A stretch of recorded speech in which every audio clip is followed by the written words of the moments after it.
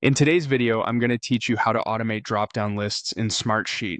We'll start from the homepage and build a simple, reliable rule that updates a drop-down for you, so your status stays accurate without constant manual edits. From home, you can start a new project, program, or process, or open an existing one.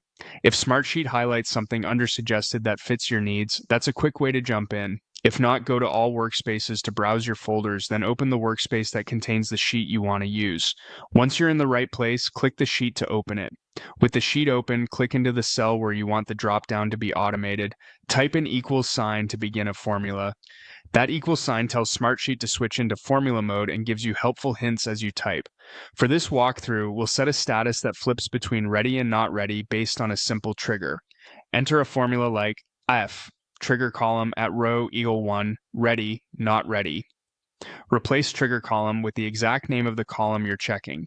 The at row part ensures the formula looks at the value in the same row, which is essential when your sheet has many rows. Before you apply, make sure the column you're writing to is a drop-down that includes the exact options ready and not ready. Matching spelling and capitalization avoids validation issues. Also confirm that your trigger column is set up to accept the value you're checking, for example, the number 1, so the condition evaluates correctly. Click Apply to commit the formula. Now, when you type a 1 in the trigger column on any row, the status will switch to ready. If the value is anything else, the status will show not ready.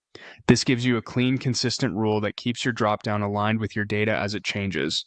If you prefer a little help writing the logic, you can also use built-in AI assistants to draft the formula. Ask it to return ready when the trigger equals 1 and not ready otherwise. Review the suggestion to confirm your column names are correct, then insert it. And that's it. Navigate to your sheet, choose the cell where the dropdown should be automated, start with an equals sign to add your formula, confirm your dropdown options, match the outputs, and apply.